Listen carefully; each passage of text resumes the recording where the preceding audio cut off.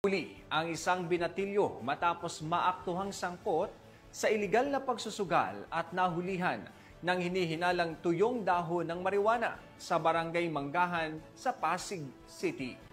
Ang report mula kay Pacho Woman IV Corporal.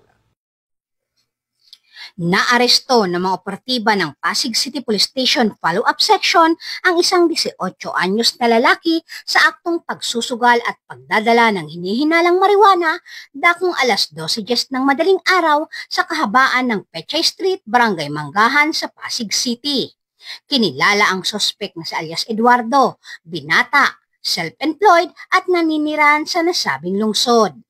Na-recover mula sa lugar ng insidente ang mga marked money at ang 2 sachet ng pinatuyong dahon ng hinihinalang marijuana na tinatayang may bigat na 2 gramo.